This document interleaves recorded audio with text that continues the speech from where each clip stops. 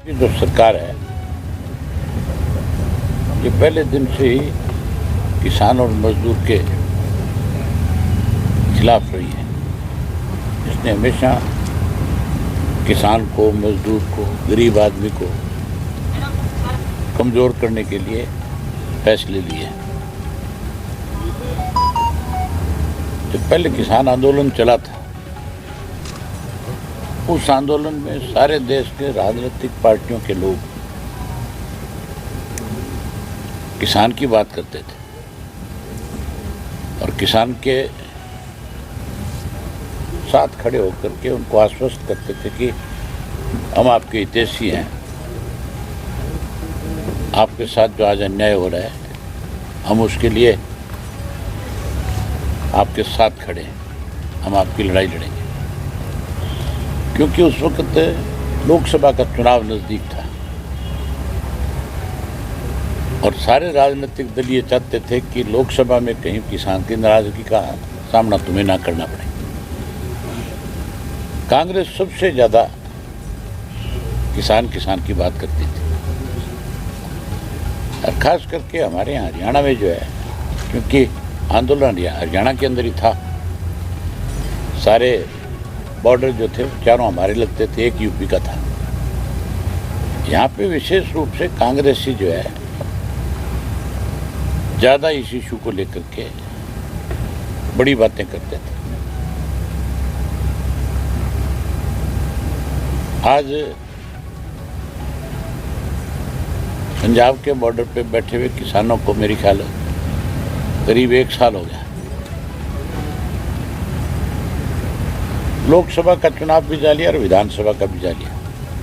हैरानी की बात है, सबसे बड़ी रुकावट आज अगर किसान की मांग पूरी ना हो, किसान दिल्ली ना पहुंच के, उसके लिए हरियाणा की सरकार है। सरकार ने आज इस तरह के बैरिकेड्स लगा रखे हैं, ये आदमी तो दूर की बात है, पक्षी भी पर नहीं मार सकता। मैंने खुद अपनी आंख से देखा है, आप जैसे पत्रकार साथियों ने जो वहाँ गए थे उनसे बात करी है। पहले तो कील लगाया करते थे, अब की बात तो कंक्रीट की दीवार है और बहुत बड़ी दीवारें हैं। ऐसी दीवार है पुल के ऊपर बना रखी कि कल को उसको हटाना पड़ेगा तो वो पुल भी डैमेज हो जाएगा, साथ में वो भी नया बनाना पड़ेगा। हमारी पार्टी का पहले दिन से एक फैसला रहा है, Indian National Lokdal party Chaudhary Devilal की नीतियों को आगे बढ़ाने वाली पार्टी है। हमने सत्ता में रहते हुए हमेशा गरीब आदमी को कैसे आगे बढ़ाया जा सके, किसान की फसल का एक एक दाना खरीदा जाए, मजदूर की न्यूनतम मजदूरी जो बढ़े उसको ज़्यादा से ज़्यादा सपोर्ट सरकार की मिले, इसके लिए हमने काम किया। और सत्ता से बाहर जब रहे, जब भी किसी ने किसान की, मजदूर की, गरीब की अनदेखी करी, हमने डट करके उसके साथ खड़े होकर के उसकी मदद करी। आज भी इंडियन नेशनल लोकदल पार्टी का एक एक कार्यकर्ता जो है इस आंदोलन में भी किसान के साथ है। हमने अपनी पार्टी के सभी साथियों को बाकायदा तौर पे इस बात की हिदायत दी है, इस आंदोलन में जहां हमारी जरूरत पड़ेगी हम हर तरह से खुल करके किसान के साथ होंगे और उसकी मदद करेंगे। हमारी पार्टी चौधरी देवीलाल की नीतियों की पार्टी, और चौधरी देवीलाल हमेशा किसान के बहुत बड़े पक्षधर रहे हैं। देश में किसानों का अगर सबसे बड़ा कोई नेता हुआ तो चौधरी छोटूराम को कहा जाता है। और चौधरी छोटूराम के बाद किसी को देश में सबसे बड़ा नेता मानना तो चौधरी चरण सिंह को और चौधरी देवीलाल को या प्रकाश सिंह बादल को। आज तो किसानों की बात तो बहुत लोग करते हैं, अखबारों में बयान तो बहुत देते हैं और किसान हितैषी होने का नाटक भी करते हैं, लेकिन जब उसकी लड़ाई लड़ने की बात आती है तो ना विधानसभा में बोलते और ना ये लोकसभा में बोलते, फिर ये चुप हो जाते हैं, फिर ये सरकार के साथ खड़े हो जाते हैं। मैं आपके माध्यम से उन कांग्रेस वालों से, हुड्डा से विशेष रूप से पूछना चाहता हूँ कि वो ये बताए कि अब जब किसानों को रोका जा रहा है बॉर्डर के ऊपर, क्या कांग्रेस के लोग बॉर्डर खुलवाने के लिए, उन किसानों को दिल्ली तक पहुंचाने के लिए क्या उनकी मदद करेंगे? क्या वहां जाएंगे? क्या उनकी लड़ाई लड़ेंगे? इसके ऊपर कांग्रेस को अपना स्पष्ट करना चाहिए कि वो कहाँ खड़ा है, किसके साथ है। वो किसान के साथ है या सरकार के साथ है। अगर हमें ये कॉल करेंगे पंजाब के किसान नेता कि इंडियन नेशनल लोकदल पार्टी हमारी मदद करे, हम खुल करके मदद करेंगे। हमारा एक एक कार्यकर्ता जो है उस बॉर्डर पे जाएगा और उस बॉर्डर से जहाँ इन्होंने सील कर रखा है वहाँ से किसान साथियों को लेकर के बॉर्डर तक पहुँचेगा।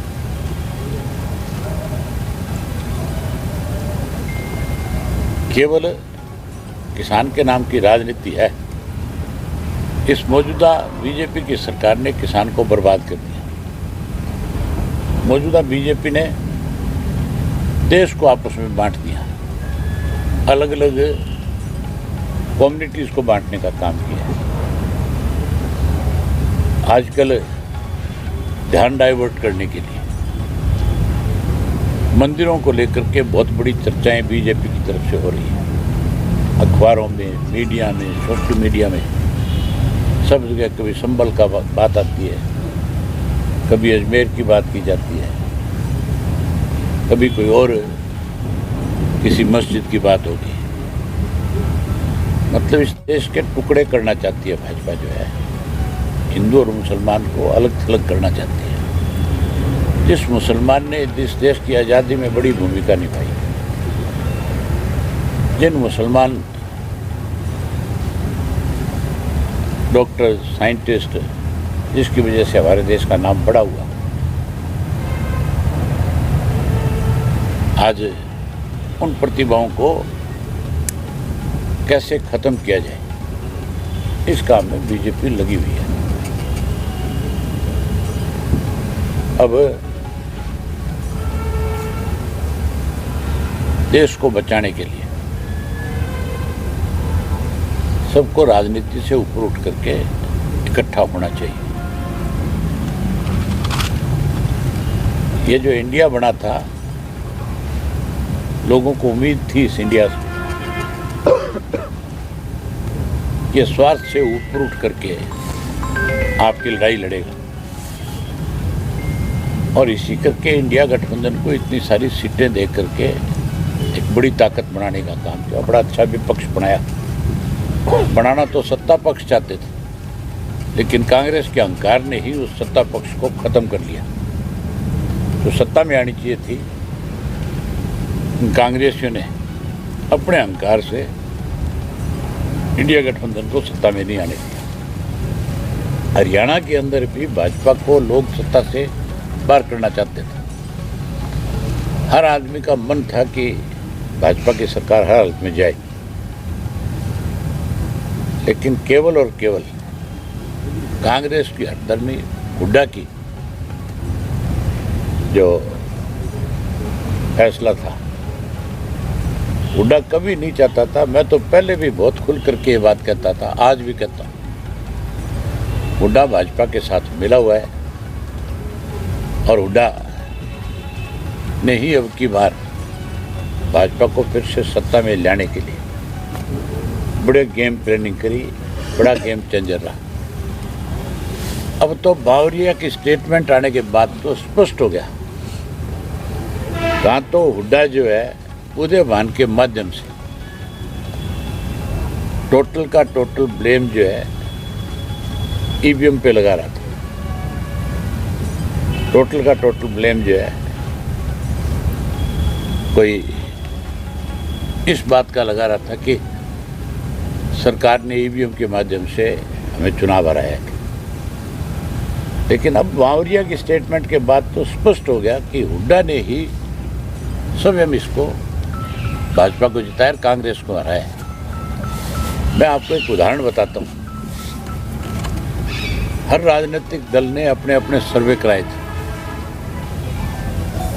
कि कहाँ कहाँ कौन कौन उम्मीदवार जीत रहे हैं, कौन सी पार्टी जीत रही है। बीजेपी ने भी कराए, हमने भी कराए, कांग्रेस ने भी कराए।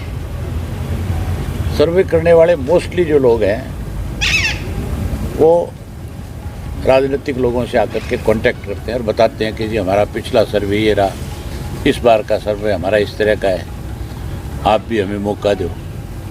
मुझे भी बहुत सारे सर्वे करने वाली एजेंसियों के लोग मिले और जब मैंने उनसे बात करी तो उन्होंने बताया कि हमने भाजपा के लिए सर्वे किया, हमने कांग्रेस के लिए किया, हम आपके लिए भी कर रहे हैं। कहाँ किसकी क्या स्थिति है। मैंने जब उनसे पूछा, उन्होंने बताया कि अगर कांग्रेस इन सिटिंग एमएलए के ऊपर दाव लगाएगी तो 14 से 16 सिटिंग एमएलए इनके हार जाएंगे, जिनकी छवि जो है आज की तारीख में अपने विधानसभा क्षेत्र में ठीक नहीं है। और राजनीतिक दल हमेशा अपने कैंडिडेट बदलते हैं। कभी भी किसी भी राजनीतिक दल ने आज तक अब पुराने घोड़ों के ऊपर दाव नहीं लगाया। हमेशा घोड़े बदलते हैं, हमेशा कैंडिडेट बदले जाते हैं। लेकिन आपको ध्यान होगा, हुड्डा के घर पे उस पर रेड हुई थी ईडी की, हुड्डा के करीबियों के ऊपर, और हुड्डा को ये मैसेज दिया गया था कि अब हम तेरे को पकड़ के अंदर ठोकेंगे। ये उसी दिन भाजपा के पास चला गया। उन्होंने इससे कहा कि पहले जितने सीटिंग है तुम्हारे उन सब की टिकट का फाइनल करवा, क्योंकि इसके पास टिकट का फ्री हैंड था। उस रेड के 2 दिन बाद, एक दिन छोड़ करके अगले दिन कांग्रेस के ये ऐलान हो गया था कि सारे सिटिंग एमएलए को टिकट दी जाएगी। 16 एमएलए जो इसके सिटिंग थे, 31 में से 16 आ रहे हैं। अगर वो बदले होते तो भी भाजपा सत्ता में नहीं आती।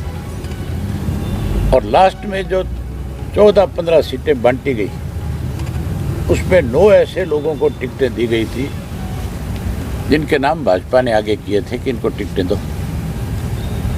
ऐसे ऐसे लोगों को टिकटें दी थी जिनको टिकट देते उनका विरोध शुरू हो गया था, क्योंकि जिसको चाहते थे लोग कि इसको कांग्रेस की टिकट मिले, उसको दी नहीं, उसकी काट दी। शारदा राठौड़ को सारे लोग कहते थे इसको टिकट दे देगी, ये जीत जाएगी। उसकी काट करके वहाँ एक ऐसी डम्मी लड़की को टिकट दे दी जिसको मालके भी कोई नहीं जानता।